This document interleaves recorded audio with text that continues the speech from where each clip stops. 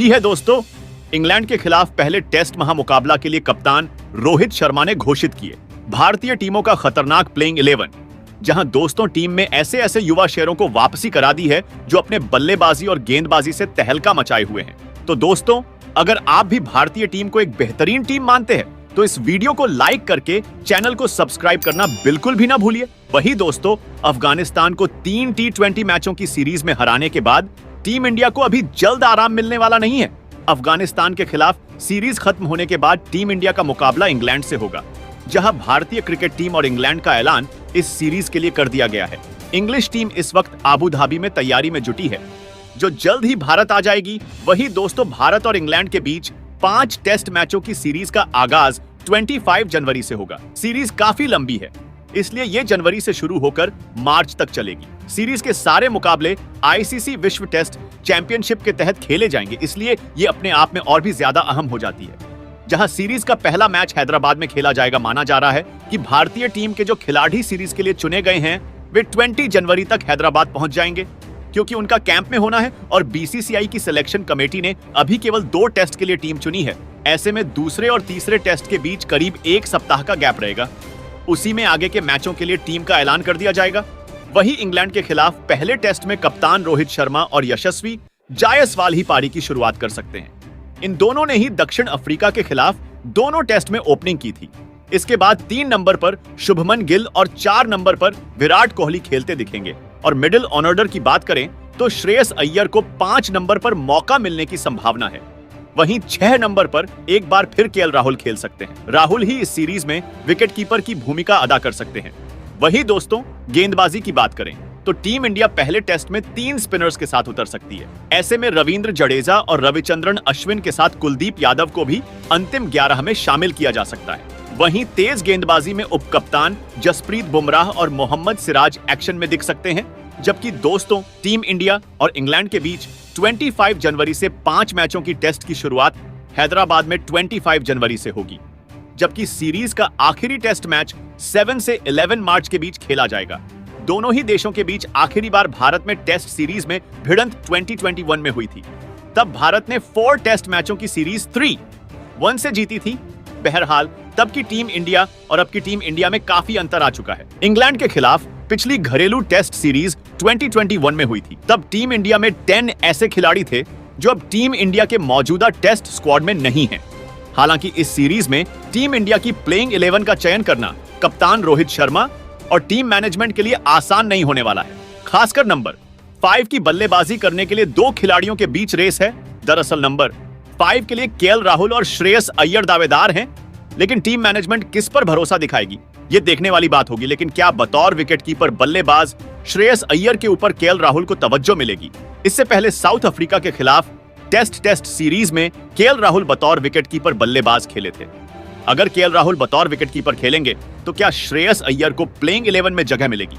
लेकिन अगर केएल राहुल बतौर विकेटकीपर बल्लेबाज खेलेंगे तो भी श्रेयस अय्यर का टिकट कटना तय है। दरअसल फिर केएस भरत और श्रेयस अय्यर में किसे एक को मौका मिल सकता है, और भारत की स्पिन फ्रेंडली पिच पर केएल राहुल के लिए विकेट कीपिंग करना का चुनौतीपूर्ण हो सकता है। खासकर रविंद्र जडेजा और रवि अश्विन जैसे स्पिनरों की गेंदों पर विकेट कीपिंग करना राहुल के लिए आसान नहीं होगा।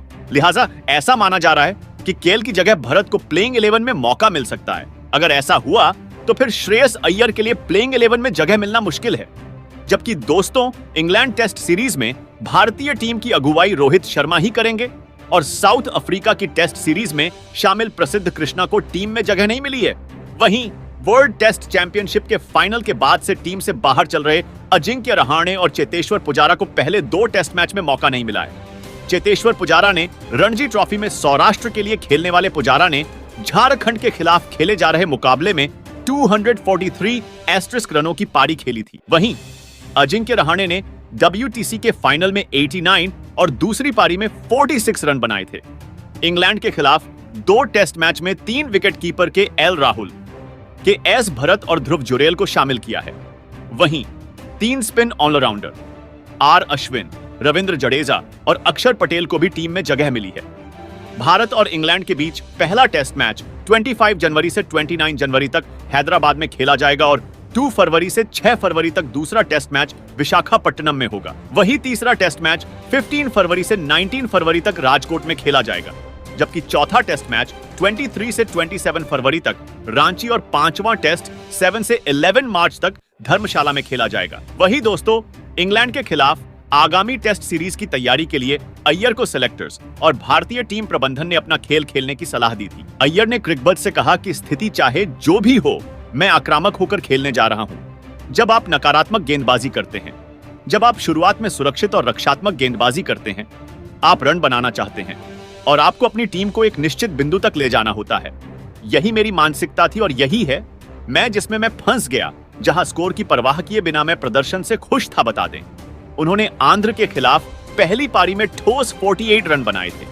वही इंग्लैंड के पूर्व कप्तान नासिर हुसैन ने भारत को 5 टेस्ट मैचों की सीरीज के दौरान टर्निंग पिचें तैयार नहीं करने की सलाह देते हुए कहा कि ऐसी स्थिति में मेहमान टीम के स्पिनर भी कारगर साबित हो सकते हैं। जबकि इंग्लैंड ने भारत दौरे के लिए अपनी टीम में 4 स्पिनर रखे हैं, जिनमें जैक लीच और रेहान अहमद के अलावा अभी तक इंटरनेशनल मैच नहीं खेलने वाले टॉम हार्टले और शोएब बशीर शामिल हैं। वहीं भारत ने भी पहले 2 टेस्ट मैच के लिए अपनी टीम में अक्षर पटेल, कुलदीप यादव, रविचंद्रन अश्विन और रविंद्र जडेजा के रूप में 4 स्पिनर रखे हैं।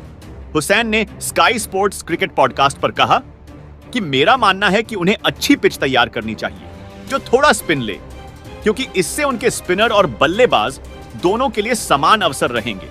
उन्होंने कहा कि अगर वे बहुत अधिक स्पिन लेने वाली पिच तैयार करते हैं तो यह लॉटरी की तरह हो सकता है और इससे इंग्लैंड के स्पिनरों की भी खेल में भूमिका बढ़ जाएगी। जिस तरह से बैचबॉल काम करती है, उसे देखते हुए उन्हें आसानी से चंगुल में नहीं फंसाया जा सकता। जबकि दोस्तों, भारत ने साल 2012 से 2023 में स्पिन पिच तैयार करने का दांव उल्टा पड़ गया था। उस समय ग्रीम स्वान और मोंटी पनेसर ने भारतीय बल्लेबाजों को अपने जाल में फंसाकर इंग्लैंड की सीरीज में 2-1 से जीत में अहम भूमिका निभाई थी। हुसैन ने इसके साथ ही कहा कि भारतीय फैंस यह देखने के लिए भी उत्सुक होंगे कि उनकी टीम इंग्लैंड की बेसबॉल रणनीति को कैसे नाकाम करती है।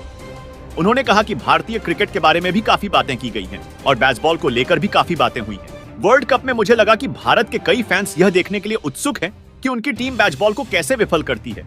वही भारत के खिलाफ 5 टेस्ट मैचों की सीरीज में जेम्स एंडरसन एक बड़ा रिकॉर्ड बना सकते हैं। एंडरसन ने टेस्ट क्रिकेट के 183 मैचों में अभी तक 690 विकेट छटकाए हैं। अगर भारत के खिलाफ 5 टेस्ट मैचों की सीरीज में वह 10 विकेट और ले लेते हैं तो वह टेस्ट में अपने 700 विकेट पूरे कर लेंगे। वह टेस्ट क्रिकेट में 700 से ज्यादा विकेट लेने वाले सिर्फ तीसरे खिलाड़ी बनेंगे। उनसे पहले श्रीलंका के मुथैया मुरलीधरन और ऑस्ट्रेलिया के शेन वॉर्न ऐसा कर चुके हैं, जबकि जेम्स एंडरसन की गिनती इंग्लैंड के सर्वश्रेष्ठ खिलाड़ियों में होती है। उन्होंने अपने दम पर इंग्लैंड की टीम को कई मैच जिताए हैं और उन्होंने पहले भी भारतीय धरती पर टेस्ट मैच खेले हैं और यहाँ की परिस्थितियों से भली भांति परिचित हैं। उन्होंने भारत के खिलाफ 35 टेस्ट मैचों में 139 विकेट छटकाए हैं। उन्होंने भारत के खिलाफ कुल 277 रन भी बनाए हैं। वही दोस्तों, रविंद्र जडेजा ने अभी तक भारत के लिए टेस्ट क्रिकेट के 68 मैचों में 275 विकेट हासिल किए हैं। अगर वह इंग्लैंड के खिलाफ 5 मैचों की टेस्ट सीरीज में 18 विकेट अपने नाम करने में सफल रहते हैं तो वह जैक कैलिस और कैगिसो रबाडा दोनों को पीछे कर देंगे। जहां कैलिस ने टेस्ट में 292 विकेट और रबाडा ने 291 विकेट हासिल किए हैं। वही रविंद्र जडेजा ने इंग्लैंड के खिलाफ भारतीय धरती पर अभी तक 6 टेस्ट मैचों में 29 विकेट छटाके हैं, जिसमें एक 5 विकेट हॉल शामिल है। अगर 5 टेस्ट मैचों की सीरीज में जडेजा 25 विकेट पाने में सफल रहते हैं तो वह टेस्ट क्रिकेट में अपने 300 विकेट पूरे कर लेंगे। जडेजा जल्दी ही अपना ओवर पूरा कर लेते हैं। उनकी गेंदों को बल्लेबाज समझ नहीं पाता है और जल्दी आउट हो जाता है। जबकि दोस्तों, इंग्लैंड के खिलाफ टेस्ट सीरीज के लिए टीम इंडिया के स्क्वाड में कुल 3 विकेट कीपर बल्लेबाजों को शामिल किया गया है, जहां एक खिलाड़ी ऐसा है जिसे टीम से बाहर कर दिया गया था। लेकिन ईशान किशन के टीम इंडिया के स्क्वाड से बाहर होने के कारण इस खिलाड़ी को फिर से मौका दिया गया। जहां साउथ अफ्रीका में टेस्ट सीरीज के दौरान ईशान किशन के बाहर हो जाने के बाद इस खिलाड़ी को टीम में वापसी करने का मौका तो मिल गया, लेकिन यह खिलाड़ी प्लेइंग 11 में अभी तक जगह नहीं बना सका है। हम बात कर रहे हैं के.एस. भरत के बारे में। अब के.एस. भरत अब इंग्लैंड के खिलाफ प्लेइंग 11 का एक बार फिर से हिस्सा बन सकते हैं। जबकि टेस्ट सीरीज से पहले इंडियन एक्सप्रेस की रिपोर्ट्स के अनुसार के.एल. राहुल भारतीय टीम के विकेटकीपर के रूप में पहली पसंद नहीं होंगे। इसके बजाय के.एस. भरत विकेटकीपर के रूप प्लेइंग 11 का हिस्सा होंगे और राहुल एक बल्लेबाज और फील्डर के रूप में मैदान पर मौजूद रहेंगे। इसका कारण यह है कि भारतीय टीम एक बार फिर घरेलू मैदान पर 5 मैचों की टेस्ट सीरीज के लिए मेहमान इंग्लैंड टीम के लिए टर्नर तैयार करेगी। टीम मैनेजमेंट ने सिलेक्शन समिति को स्पष्ट कर दिया है कि पिच में उछाल के कारण राहुल को साउथ अफ्रीका में विकेट कीपिंग करने के लिए कहा गया था। साउथ अफ्रीका के खिलाफ 2 टेस्ट मैचों की सीरीज के दौरान तेज गेंदबाज खेल में आए और ज्यादातर समय गेंद कमर की ऊंचाई से ऊपर रही। वहीं भारत में खेले जाने वाले टेस्ट मैच के दौरान स्पिन ट्रैक होने की उम्मीद है, जिसके कारण भारतीय टीम ने बीसीसीआई और चयन समिति को सूचित कर दिया है कि राहुल विकेट कीपिंग नहीं करेंगे। दोस्तों, बीसीसीआई के एक सूत्र ने इस बात की जानकारी दी है कि टीम इंडिया इंग्लैंड के खिलाफ स्पिन पिच पर मुकाबला खेलेगी। वहीं भारतीय टीम में इस सीरीज के लिए 4 बेहतरीन स्पिन गेंदबाजों को चुना गया है, जिसके लिए टीम को एक अच्छे और अनुभवी विकेट कीपर की जरूरत होगी। ऐसे में केएल की जगह किसी दूसरे अनुभवी विकेट कीपर को प्लेइंग 11 में शामिल किया जाएगा, जहां टीम में सबसे अनुभवी विकेट कीपर इस वक्त केएस भारत है। यही कारण है कि उन्हें प्लेइंग 11 में मौका दिया जाएगा। जबकि दोस्तों, भारत और इंग्लैंड के बीच अब तक टेस्ट क्रिकेट इतिहास में 131 मुकाबले खेले गए हैं। इसमें से 50 मैच इंग्लिश टीम ने और 31 भारतीय टीम ने अपने नाम किए हैं। वहीं 50 मुकाबलों का रिजल्ट नहीं आया है, यानी वे ड्रॉ पर खत्म हुए हैं। जीत प्रतिशत की बात की जाए तो भारत के खिलाफ इंग्लैंड का जीत प्रतिशत 61.72 का है, वहीं भारत का जीत प्रतिशत 38.27 का है। इससे समझा जा सकता है कि भारतीय टीम के लिए चुनौती आसान नहीं होने वाली। भारत और इंग्लैंड के बीच क्रिकेट रिश्ते कोई आज के नहीं हैं। इन दोनों टीमों के बीच साल 1932 से टेस्ट मैच होते आ रहे हैं। भारत के आजाद होने यानी 1947 के पहले भारत और इंग्लैंड आपस में 4 टेस्ट सीरीज खेल चुके थे, जो साल 1932, 1934, 1936 और 1946 में खेली गई थी। आजाद भारत की पहली टीम का मुकाबला इंग्लैंड से साल 1951 में हुआ था। तब से लेकर अब तक दोनों टीमों एक दूसरे के देश जाकर क्रिकेट खेलती आई है। जबकि दोस्तों, इंग्लैंड की टीम आखिरी बार भारत साल 2020 से 2021 में आई थी। तब 4 मैचों की सीरीज में टीम इंडिया ने अंग्रेजों को 3-1 से पटकनी दी थी। वहीं टीम इंडिया जब आखिरी बार इंग्लैंड साल 2021 से 22 में गई तो 5 मैचों की सीरीज 2-2 से बराबर करके लौटी थी। इंग्लैंड की तैयारी शुरू हो गई है। टीम के ऐलान के बाद पूरी इंग्लिश टीम इस वक्त आबू धाबी में तैयारी कर रही है। वहीं खबर है कि टीम इंडिया के जो खिलाड़ी इस सीरीज के लिए चुने गए हैं वो 20 जनवरी को हैदराबाद पहुंच जाएंगे, जहां एक कैंप होगा। इसके बाद 25 जनवरी से पहला मैच शुरू हो जाएगा। वहीं दोस्तों, टाइम्स ऑफ इंडिया की रिपोर्ट के मुताबिक भारत और इंग्लैंड के बीच पहले टेस्ट मैच के टिकट 18 जनवरी से पेटीएम इनसाइडर ऐप पर मिलेंगे। हैदराबाद क्रिकेट काउंसिल के चीफ जगन मोहन राव ने इसकी जानकारी दी है। कॉर्पोरेट बॉक्स के लिए टिकट 4000 रुपए के बीच मिल सकती है। वहीं 22 जनवरी से हैदराबाद के ग्राउंड भी टिकट मिलेंगे।